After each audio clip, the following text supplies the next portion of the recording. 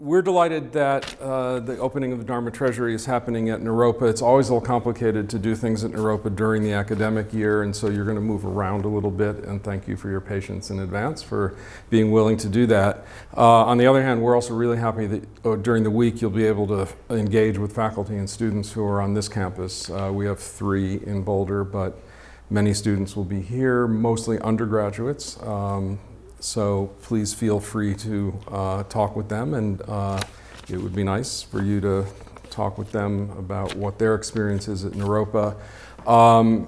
It's interesting to figure out how to talk about what an institution that has a founder is, especially to younger and newer students. And for some of us, having a connection with the Vidyadhara with Trungpa Rinpoche is something which is so personal that we forget from time to time that for other people it's much more symbolic. It's a portrait or it's a couple of readings that were done. And I guess that is really the power, I hope, of what's going to happen here over the next several days, because there is so much that future generations will get from having access to the written word and to the sound of his teachings for the 17 years that he was in the North America and for the time before that. There's much to be done for the works that were found before that as well. So from my point of view, this is helping us keep the sort of founding energy alive at Naropa, and we're really delighted that that's happening here. It's a particularly rich time in Boulder now that we're, a year or so into the move by Shambhala Publications back to Boulder, and so we have an increasingly close relationship with Shambhala Publications, hiring some students. We're co-producing an online course that will start next spring, you'll all hear about.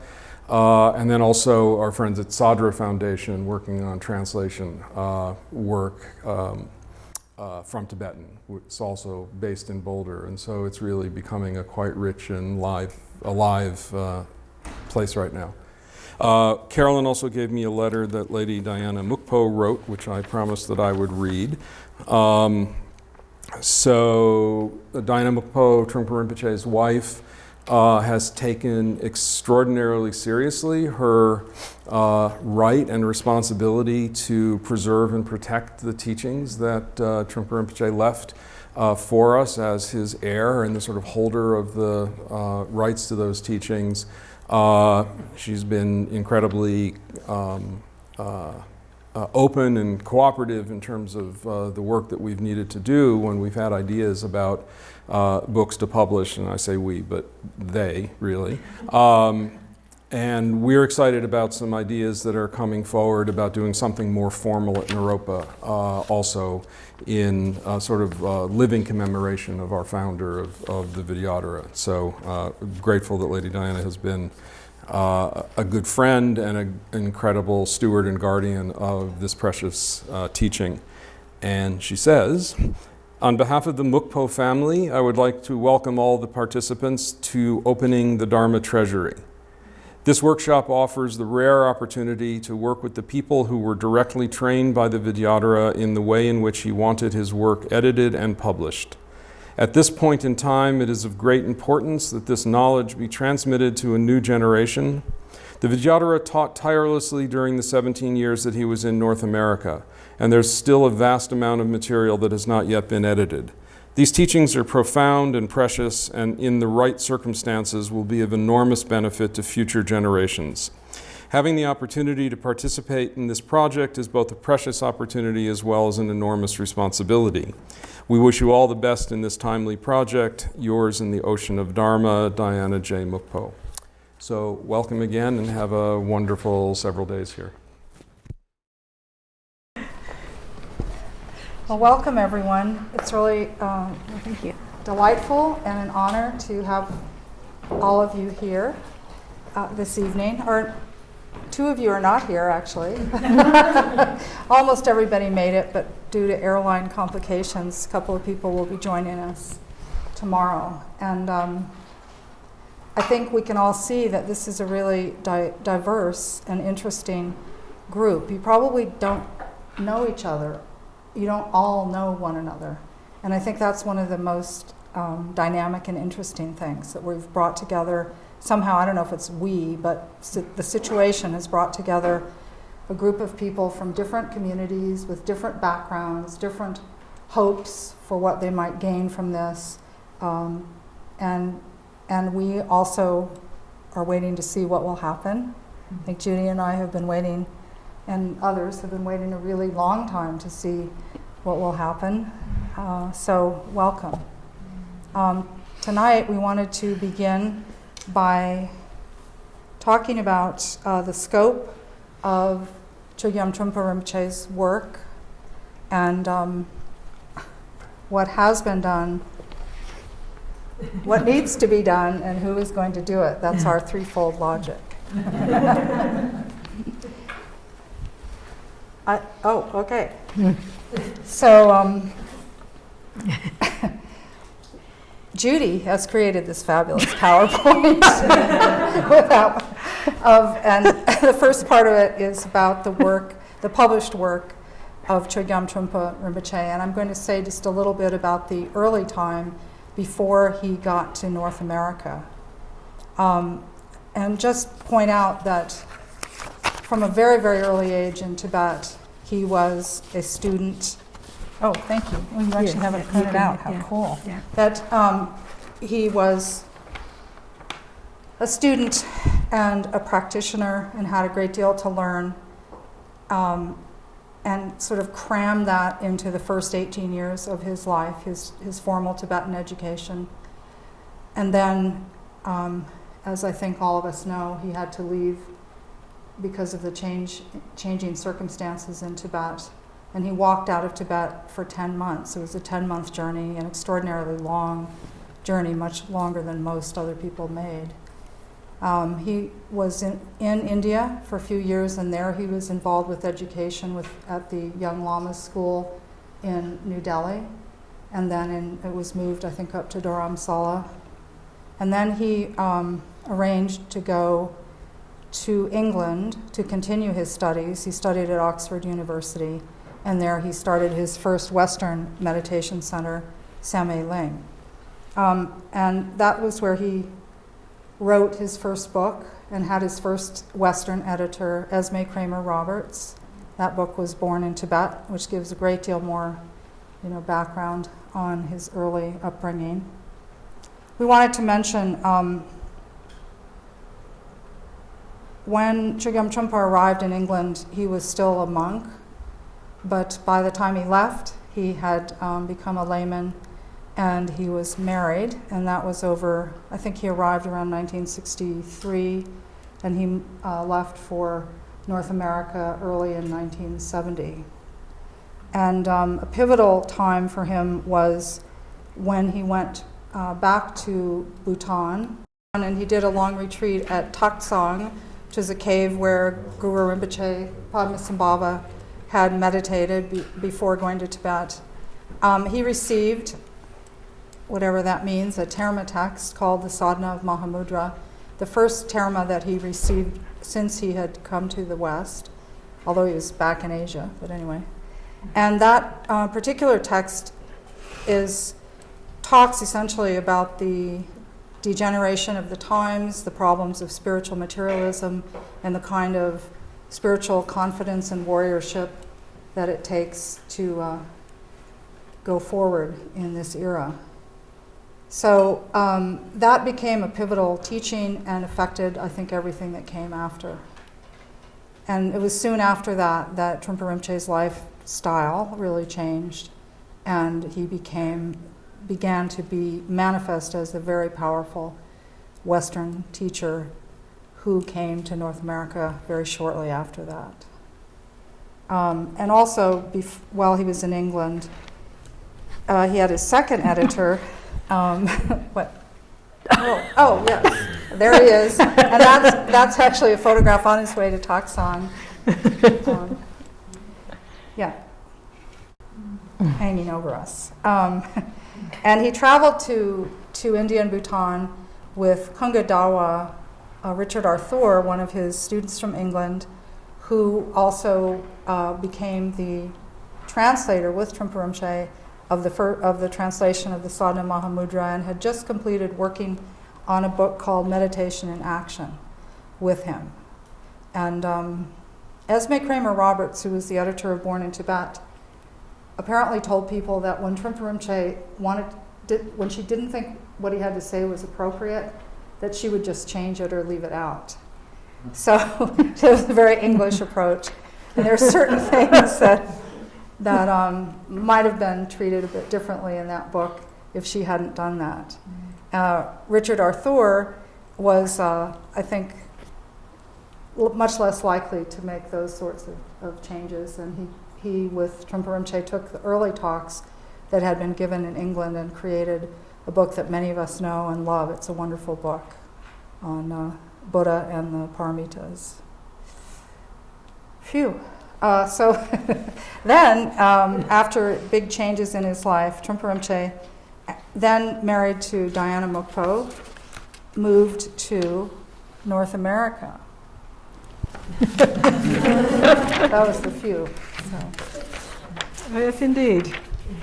And then he did a whole bunch more books. Yeah. Yeah. So,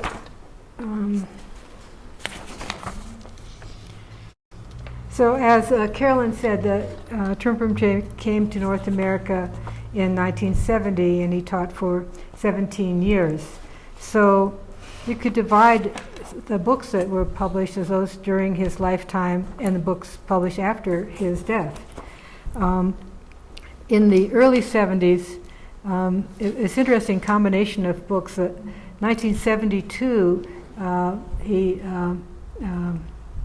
has published a book of poetry called Mudra, a very small little text from some of his early poems from England, and also some translations from great masters. A very small but beautiful little book. And shortly after that, that was followed by probably I would say his most well-known book, Cutting Through Spiritual Materialism. And that came out in 1973 and is still being read today. And I think it had tremendous impact on people from many different spiritual traditions, looking at what it is to be on a spiritual path and what kind of mistakes or misperceptions one can have, and how easily it is to subvert what one is taught and one's practice in service of basically feeding one's ego. Nice, juicy spiritual food tastes even better than regular McDonald's, you know. So that was, I think, pivotal, and I think also pivotal in terms of his, rising influence in Tibetan Buddhism in the West in the early days. By 73, I'm terrible at dates. He had, when did he move his center here? He First came in 71. No, to Boulder. First came to Boulder in 70. 71 to teach at CU. And then Oh, right, yeah, right. 73 was the year of the Oh, right. first So seminary. actually, he had taught quite a bit in Boulder. As Jade knows, he taught at CU, and Naropa was not yet founded. This is all pre-Naropa. Naropa was founded in 1974. And the first seminary happened in 73. First of the 3-month seminary programs. He gave 13 of those seminary 3-month training programs, which you'll hear more about later. Since Judy knows them by heart. Right. And I think that's enough on that era. Okay. We're trying to give you an overview. These are listing all the trade books published. It should be noted there were many other books of the nature of source books that were published. They're not on this list. More in-house publishing. Also, liturgies and things like that are not on these lists. These are published from trade published books. Yeah. And interestingly, there are already 2 translations, the Tibetan Book of the Dead and the Reign of Wisdom. Reign of Wisdom, yeah. Yeah. In that. Yes. And we actually have a wonderful translator in our midst who will be engaging with you throughout the beginning of the course. Yeah. Isn't it next period, I think. Okay. And during that period, most of the editorial work was done by a number of different editors. Marvin Casper and John Baker worked on Cutting Through Spiritual Materialism and also The Myth of Freedom. And then the Vajradhatu editorial department, I don't know exactly when it took form, but Sherab Chudson, who's edited a number of books by Chogyam Trungpa, was the head of that. And then Judy Leaf became the head of Vajradhatu editorial during this era. And then around 1980, 81, she came to Naropa. 80. 80, okay. So then she came and called me and offered me a job, which was followed by a call from the Vidyadhara offering me a job. And so at that point there was a switch. We've been kind of switching back and forth ever since. And I started working with Vajradhatu editorial. And out of all these books, I'm going to just talk about a little bit about Shambhala,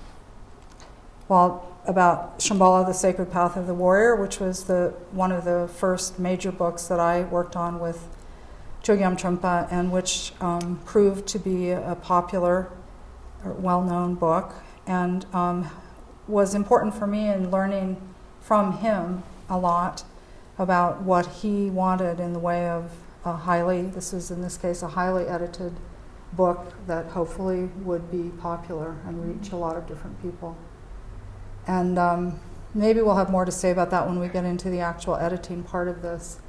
But I insisted on reading most of the book to him because I wanted to be sure he knew exactly what he had let loose and what had gone into it. And that, at least on our list, is the last book from Shambhala Publications that was published before his parinirvana or death in 1987. Should I switch off again? Yeah. So after Vidyadhara's death, after Trungpa Rinpoche's death, probably about maybe a year after his death, there were 4 people who had been mainly involved with editing and publishing his work. So we got together, Sherab Chudson and Carolyn and Sam Burkholz and myself, trying to talk about what are we going to do, now that he's gone, in terms of future books, because we were aware, and we'll talk about this a lot, about how much great material was there.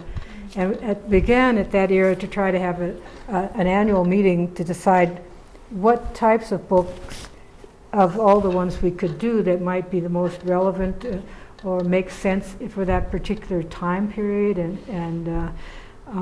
So in the early period after his death, 1988 to 1993, we focused on two things. A lot of the early seminars, such as Crazy Wisdom, Lion's Roar, Transcending Madness.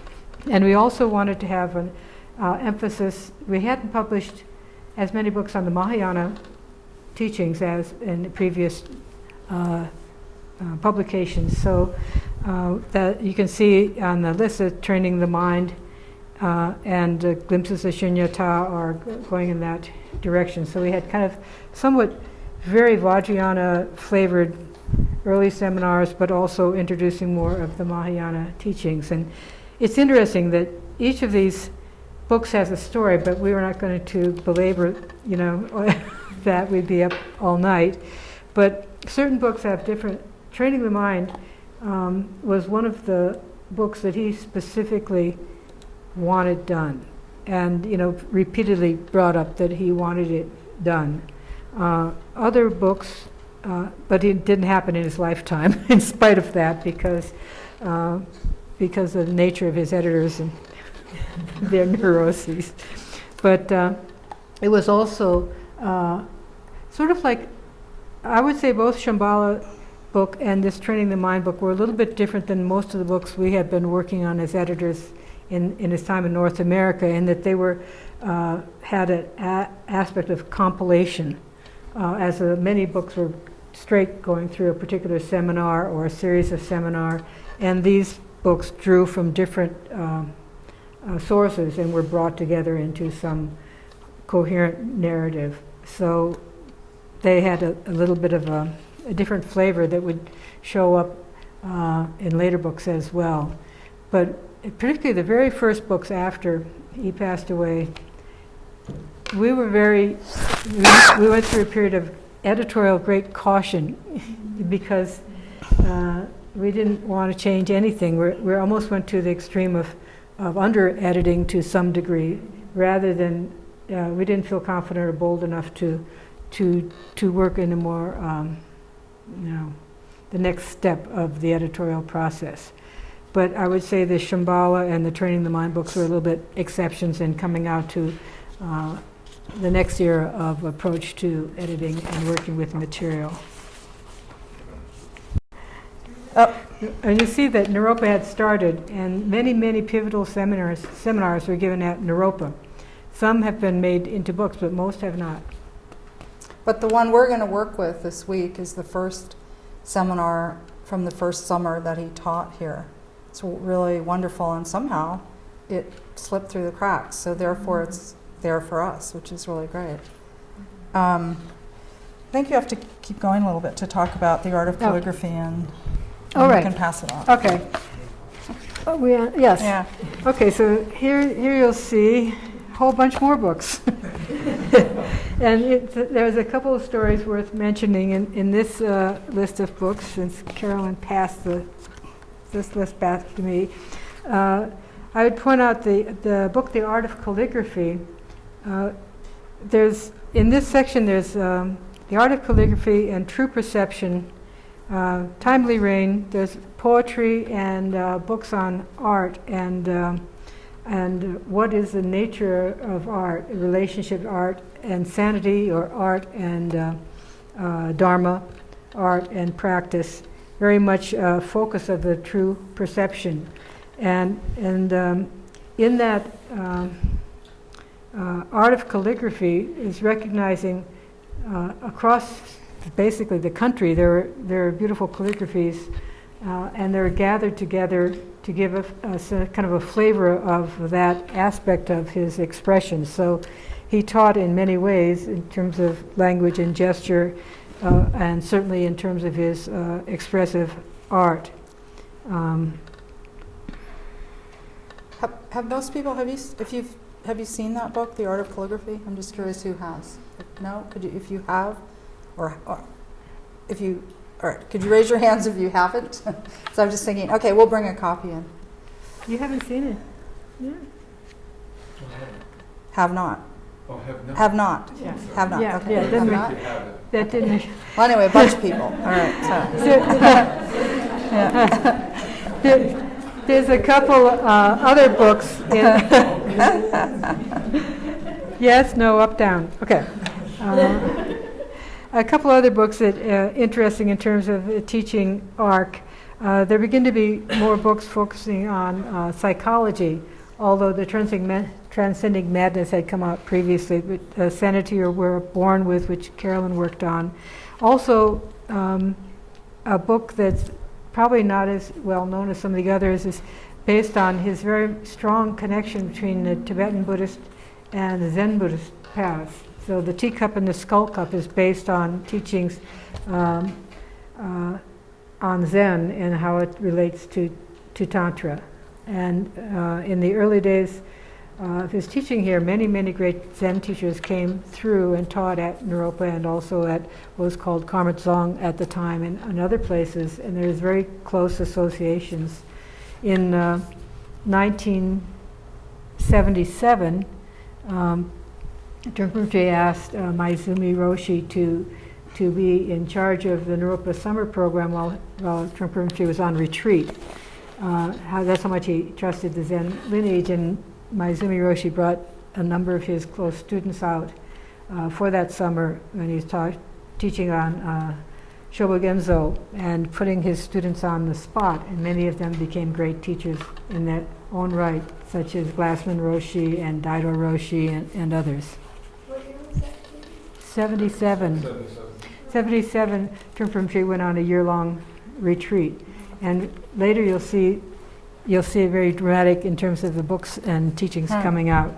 And actually, there are videotapes of the Shobogenzo teachings, but they've never been copied because there were some issues with them, the tapes. But. And this is a very pivotal year Oh, yeah. period as well.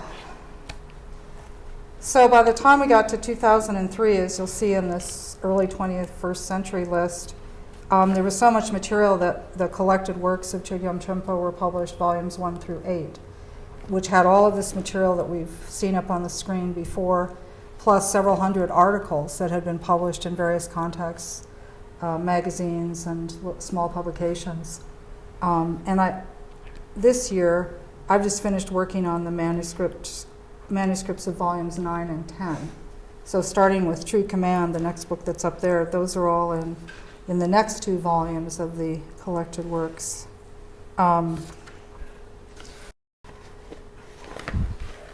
guess moving on to era 4, I'll just say a little bit about the books published in the last 6 or 7 years. As Judy was saying, when Rinpoche died, we had a feeling of, pulling back in terms of how far we wanted to go with the editorial process, how far we wanted to go from sort of a highly edited transcript to something that had one voice. So even in a book like The Sanity We Are Born With, that book is a series of articles, and it doesn't really attempt to have one voice, which is fine, because it's a previously published material.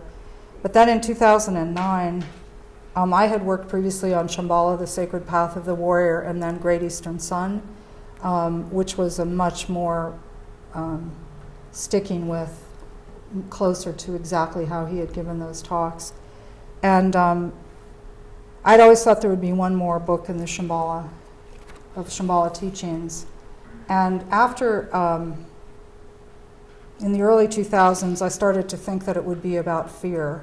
I had not previously so much thought that, but because of what had happened with 9/11 and just the way in which things were shifting in the culture, and I started to see in a lot of his Shambhala teachings that he'd been teaching about fear and fearlessness and the logic of those things for a really long time, but that it sort of rose to the top now, that things were in the same way that it was rising to the consciousness of people in our culture. So I started looking at this, in particular, one seminar that he gave originally to people who were teaching in Shambhala training, which dealt with how you work with enemies and obstacles in your life. And it was very kind of raw and almost graphic. He talked about the possibility of having to actually confront someone who you have to kill. And when he gave those talks, people were pretty freaked out by them and had no way of, why were we talking about this? What was this about? But it kind of became clear that there was tremendous wisdom there that was applicable to what was going on at this time. So I started putting that together with some other material, Shambhala material. And Eden Steinberg, who was an editor at Shambhala Publications at that time, really pushed, and she said, Carolyn, you can't just do a series of talks. You can't do, this book really should have one voice, and you're going to have to do it. You're going to have to take some chances if you want that to happen. So for me, this was the first time that I was willing to do that since his death. And then, oh yes, we get to the profound treasury. Yeah, based on Carolyn's example, I decided just to really take chances.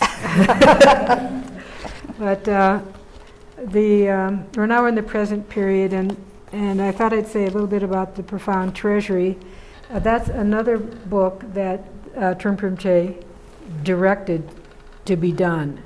And he had talked with Sam Burkholz, the publisher of Shambhala Publications, actually many years before, in the late, it must have been in the 70s, late 70s, about doing a compilation of his teachings that he'd given in his 3-month training programs for his close students called Vajradhatu seminaries.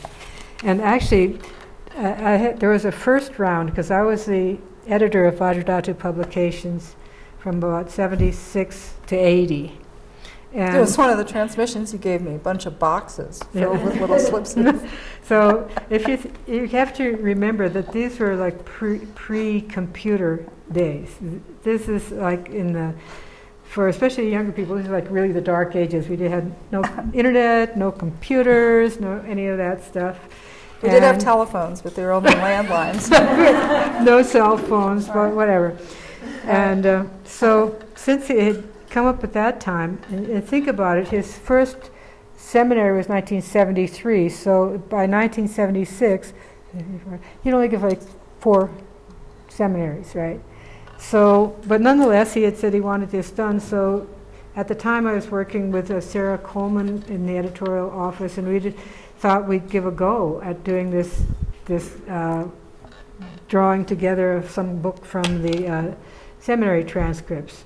And the way it worked in terms of, again, mentioning the in-house publishing, the pattern had been after major programs, particularly after seminary programs, there would be published lightly edited transcripts of those programs. I mean, very lightly edited.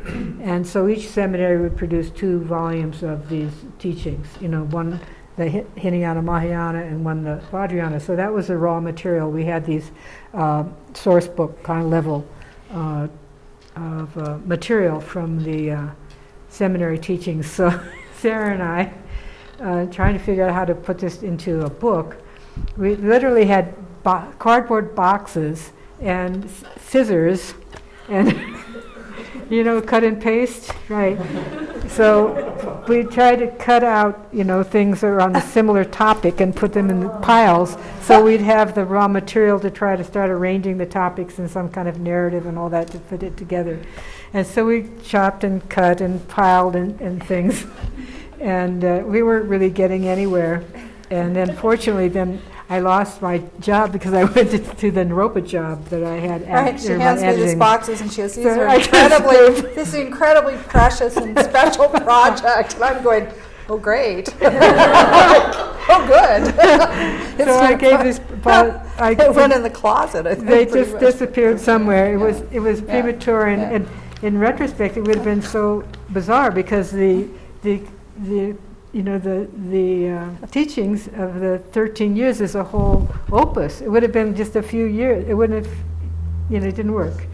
A little bit later, another person, Jim Green, and his wife made an attempt to do the same project again, just working on the Hinayana volume, and that was later. That was after Rinpoche's death. And they plugged away. Again, it was just starting to be in the transition to really, having MP3s and all this kind of stuff that we can work with. And they worked very hard on it and came up with a draft volume, but it just didn't really go anywhere. So then it was latent again. And then it's a few years after that, we had this conference at Naropa called the Literary Legacy of Chogyam Trungpa Rinpoche, and we had people from all over that had some connection with that. And so Carolyn and I and Sam and some people from what was called Vajradhatu Publications at the time, etc., sort of sat down at the kitchen and sort of said, well, what are we going to do? We were feeling this kind of weight of this project hanging over us, and but a lot of things had come together in terms of the having, literally like having Microsoft Word, having computers, having agreement amongst the stakeholders, of the rights and practicalities of the situation. So it just came down to deciding to do it, and do what we needed to do it, raise money, find the support, and all that, and find some sucker to take it on. And I think we drew straws. No, it didn't. It was always yours, Judy. But anyway, and that is, it's interesting because it's yet another kind of, it's such a central backbone of so much of what, a lot of books kind of revolve around this as kind of a background or a stream or a river of teachings, and And that was very much pulling together from a lot of material to take the 25 volumes of seminary transcripts and try to figure out how to make them into 3 volumes. And I should say that it was very much a group effort, you know. And Mr. Collini, who is going to be participating in this program, was very, very valuable partner in it, as well as I had an assistant. And it was the kind of book where there is a very close collaboration between editor, me, and what's called Nalanda Transformation Committee, because it was a book with many texts and technical Dharma things.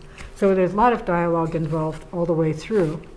But the final step, which was so interesting, we'll get a chance to maybe have some flavor of it, you know, after a lot of pulling together enough to have draft volumes, my assistant, Ellen Carney, and I, recognizing one thing is about all these books is they're taking oral teachings and trying to make them into written English. It's like a translation almost from one language to another. So we wanted to maintain a quality of oral transmission.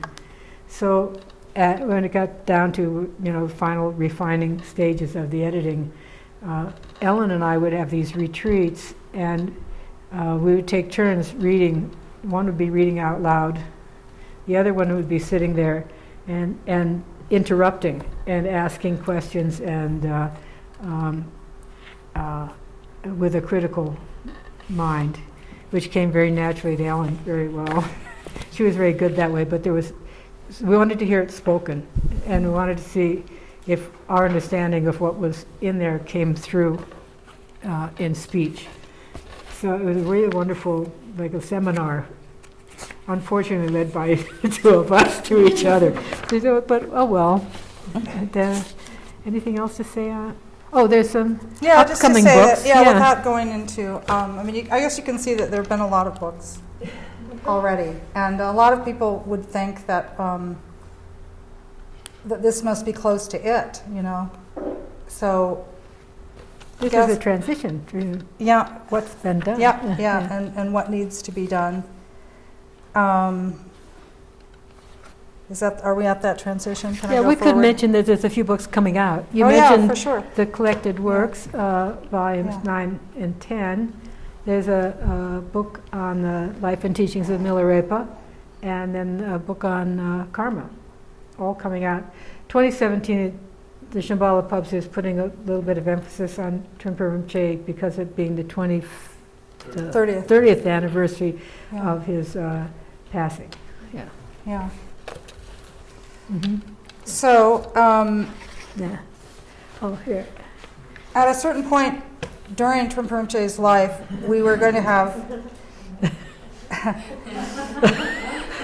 We lost him at this slide. Okay, what remains to be done?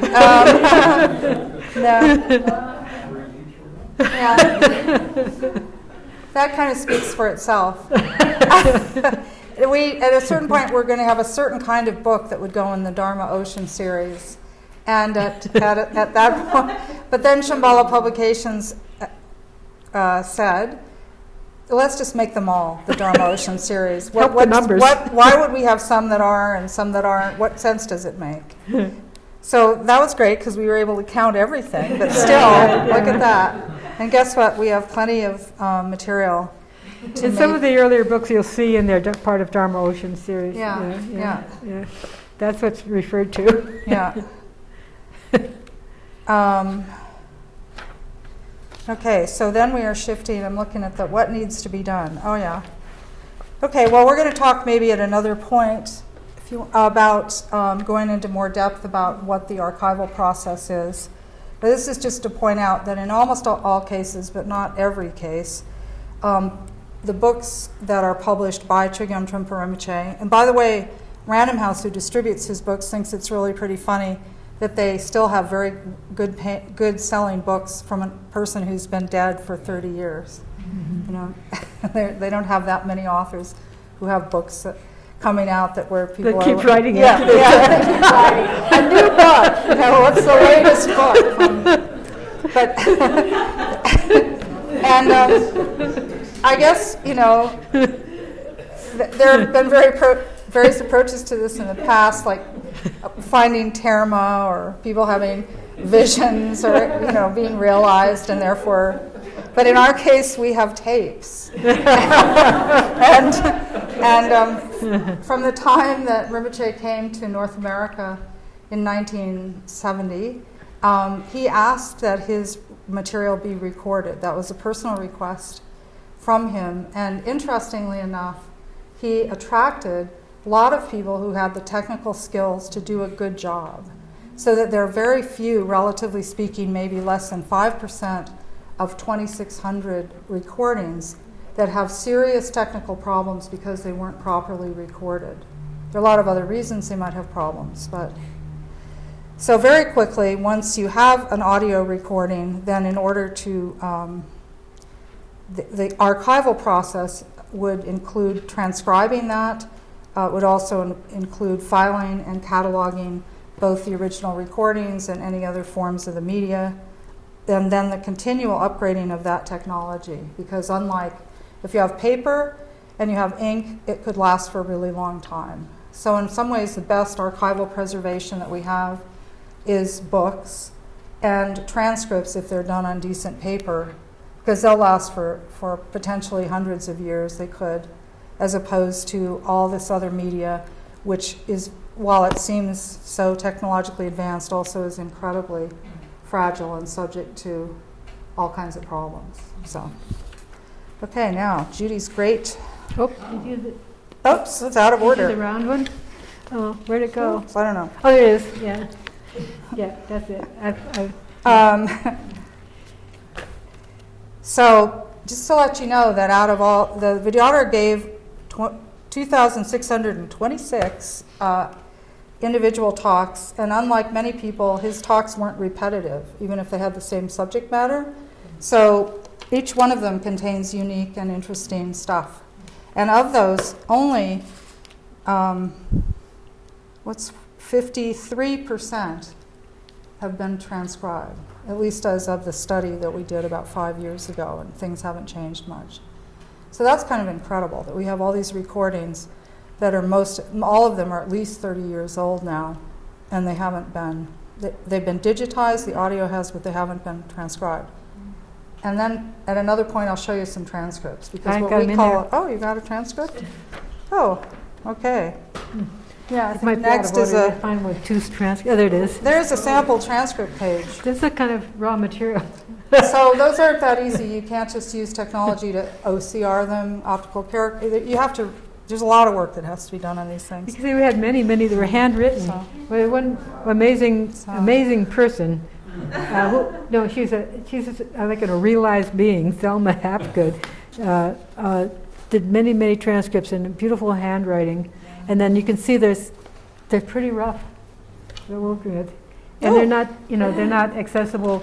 They're just on paper, yeah, and they're too rough to be easily, scanned and OCR. It almost comes out gobbledygook because they're just too random and light and all that kind of thing. And this one, okay.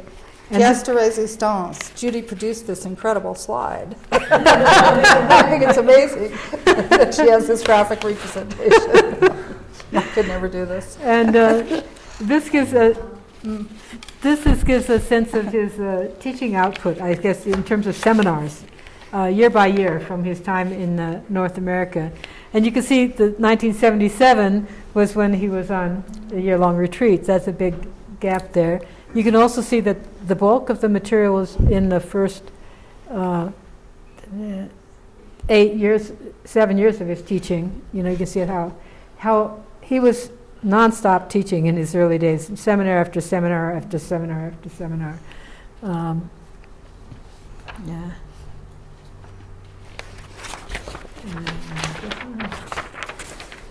Yeah, and we wanted to give just a random, this is kind of random ideas or random examples of potential books. There are many, many more, many, and any of these would be great books, you know. This is just a sample of all those, seminars that are just lying there in the form of, you saw, those kind of transcripts, rough transcripts. This is, Is that it for tonight? I think that's it for slides. For tonight, okay. Yeah. In one way or another, people have been doing the kind of work that Judy and I have been doing, in which we hope you will join us in, for a long time, since the time of the Buddha. Sometimes it involves translation from one language to another, often, and then there's also what's called the editing and organizational work. I think the work that we do is both editing and sometimes, as with the Profound Treasury, at the level of something more like compilation, and obviously working with the logic of the material. And so we wanted to say a little bit about our own journey as editors and how that might be relevant to where we find ourselves with you guys tonight. So I'm sure you'd like to start, Judy, on that topic. Yes, Carolyn.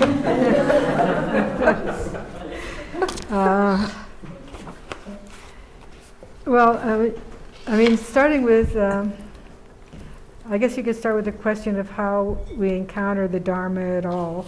And we encounter it in a lot of different ways. But within the transmission of the Dharma over the centuries, the role of translators has been supremely important. And ironically, for a tradition that emphasizes non-conceptual awareness, the kind of vast array of written material has been an essential part of the tradition. The importance of study that is joined with practice. In the early days of Buddhism coming to Tibet from India, again, the translation movement was one of the largest translation movements historically of spiritual writings were in Sanskrit and Pali into Tibetan. And the point at which you can study the Dharma in your own language is a very important point in the transmission of Dharma from one part of the world to the other. Tibetan Buddhism really started taking root when Tibetans could study it in Tibet, from Tibetan teachers, and that couldn't happen without the work of many translators who traveled and studied in India and then brought material back. So, likewise, in a teacher like the Trungpa Rinpoche, who's no longer around in the physical manifestation, how can people connect who want to realize that the kind of teachings that he was able to convey, and how can people join into the stream of teachings that he kind of launched in many streams throughout society in different forms. And one of those ways is through books and publications and translations.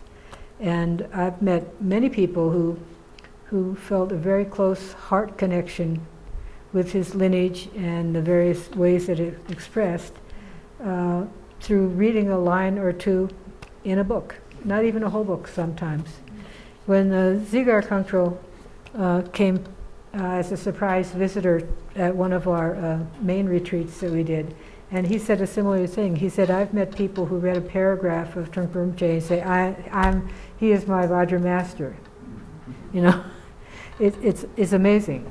So sometimes people feel that, they miss the boat if they're not, hanging out with a great master all the time, but it's really can connect through your openness to the words that they left us. You can have a direct connection, I feel. And there's a Tibetan saying anyway, it's not the teacher but the teachings. is not the conventional it's not the words, but the meaning. It's not the conventional meaning, but the real ultimate meaning. In terms of priorities of how to be a student. In my case, the way I joined the tradition of editors, I feel it is a lineage and a tradition and kind of actually it's a privilege to be able to work with this kind of material, as your profession. I mean, it's what could be better? Although sometimes they want to tear your hair out, but what could be better than being able to study the Dharma in this particular way? And through the course of the workshop, I think you'll get a sense of what I'm talking about. It changes whether you become editor or not. It changes the way you read a text when you understand some of the things that involved with editing. When I became an editor when the original Vajradhatu publications head, Sherab Chudson, took on a teaching role in Europe.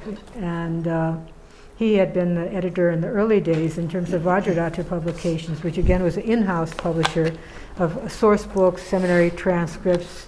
We published a magazine called Garuda, and etc.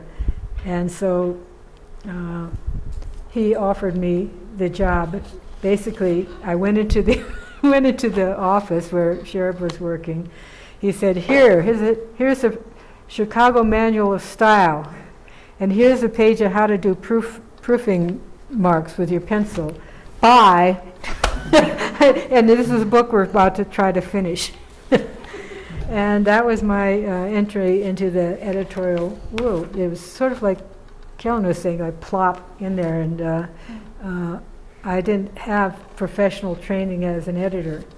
It was a sink and swim kind of approach. So fortunately, somehow I managed to have a good staff together, and we worked on many primarily in-house books. I didn't work on any trade books in that period, all source books and seminary transcripts and some articles and whatnot. And again, it was in the era of all paper and pencil and cut and paste production, very manual process. And if you had to make a change on a page, the whole page had to be typed. It was like, so you left a lot of mistakes in after a certain point because who wants to type the page yet again? Or you have that weird correction stuff you put on, and you can fit it. It's weird, all the weird ways you correct it. And the final stage, there are many stages we also, we edit the books, but we also produce the books, and there's a final stage when you're proofreading, and if there's an error, with the razor, you cut out the bad word, and then you had to find a word that fit in the space, some word that, was not too long or too short and somehow had the right meaning, kind of, and you stick it in there and, try to make sure you don't see the little lines where they put the thing in. And then they take the page proof, when you're sending to be photoed.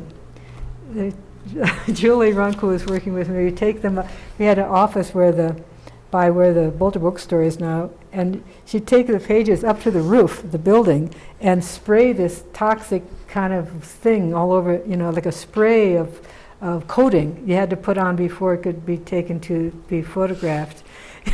So she'd be up there, the roof would be covered with pages of seminary transcripts, she'd be spraying this stuff on a kind of a clear paint type of thing.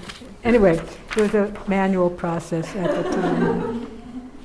And so then it's gone back and forth a bit. I did that for a while and handed the baton to Carolyn, worked at Naropa, and an attempt at Naropa, Canada, which didn't work, and then ended up back in the editorial writing world.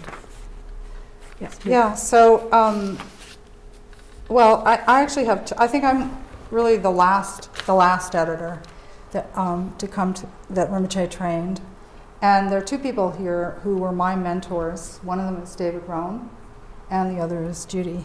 And around the time that she was assuming the head of Vajradhatu Publications, I happened to be with Trungpa Rinpoche when he started receiving some Shambhala Dharma in 1976.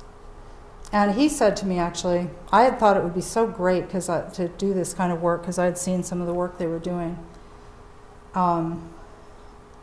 And he said to me, actually, maybe sometime you could come work in my office. It was a really strange comment. I thought, oh, I doubt it. And then this text and commentary had arisen, and Sherab Chudson and David Rome were going to work on editing it, and Rinpoche suggested that I join the group, which terrified me. But I did anyway. And then somehow I think it would have been his idea that I should work on this commentary and learn from David. And so I was at that time, I guess I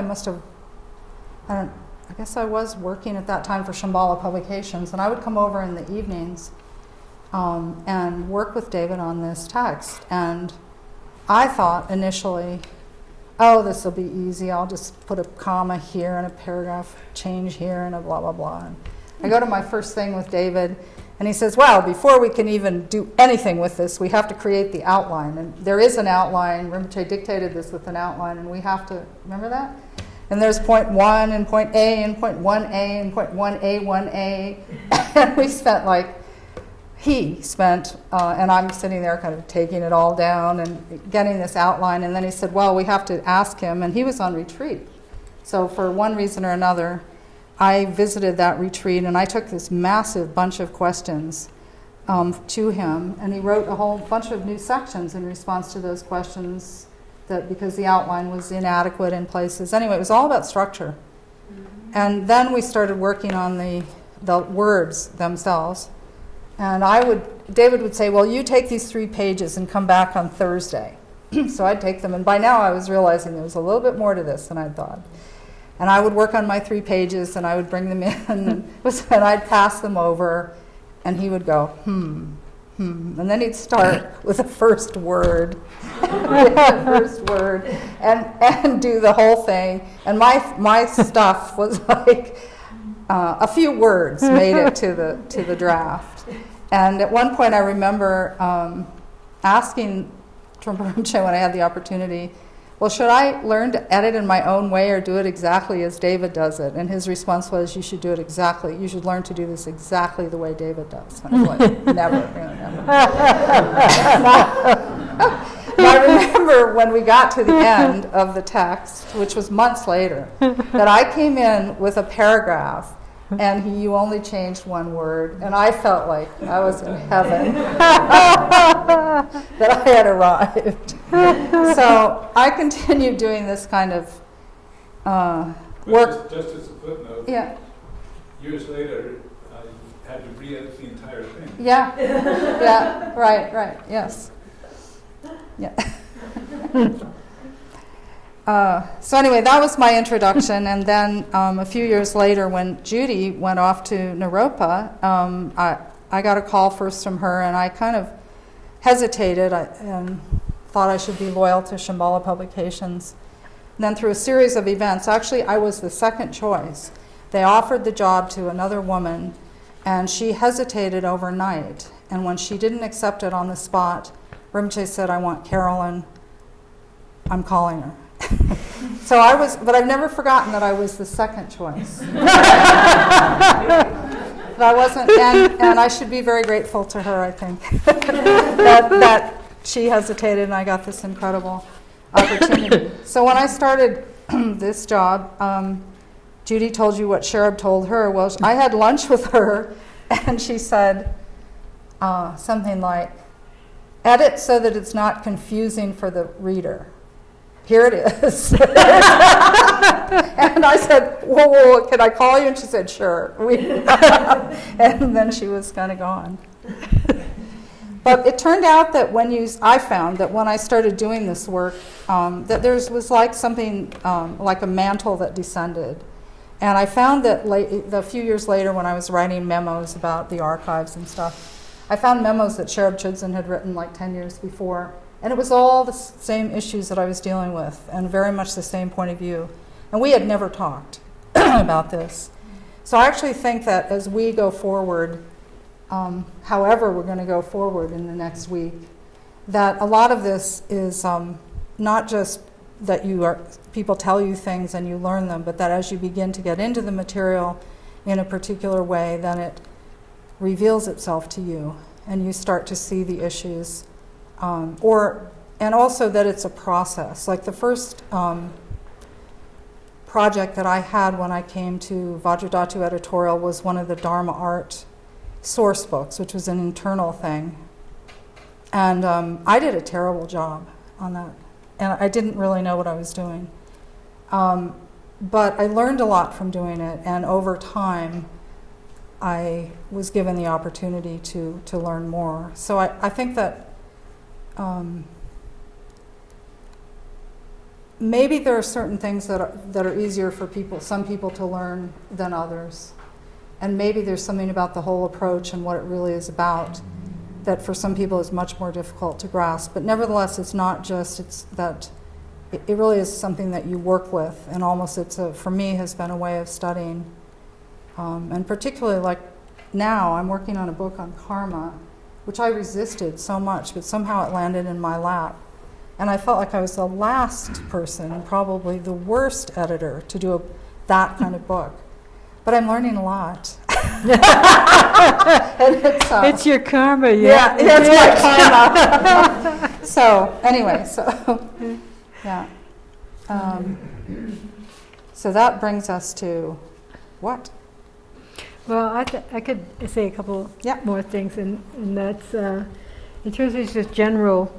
We're just trying to get a general flavor of what we're about and what we're working with, and I think that there's editing in general, and then there's editing within Dharma, and then we're starting. Not everybody. We'll talk more with all of you. We have different goals and objectives, but as a starting point, as our pilot, we're working with editing, particularly teachings of Trungpa Rinpoche, and it seems to me that it creates a certain specific editing challenges, and so much in growth as editing. You know, like Carolyn, I started out as a really bad editor, and now I'm mediocre. So that's great progress. But the trying to practice and understand the Dharma is kind of a parallel training, equally essentially important as becoming more, aware of one's foibles and strengths and weaknesses in terms of the English language and structure, book structure, and all that kind of thing. Of the two, the Dharmic understanding is maybe even more important, in order to really convey the spirit. We went to this great panel, Carolyn and I, today at the Jaipur Literary Festival, and we're talking about how important it is to convey the spirit of the book. The spirit of the book. There's the technical precision, and then there's the spirit of the book. The what it evokes in the reader, the feeling, and your engagement as an editor, not simply as a technician, but as on one hand, it's a very, very ideal editor. It becomes totally invisible. There's no sign of anything being edited. Of course, that's a ideal, never fully reached. At the same time, there's a tremendous responsibility in editing. It is providing some kind of link in a chain of transmission of teachings that you hope will be a link that's not kind of all bent and warped, but it actually provides a pathway for people to encounter teachings that could be life transforming and meaningful to them. So it's kind of a path and a practice path in itself. I view it as a practice, a way of learning and about oneself and about the Dharma through the process of close work with the text. Yeah.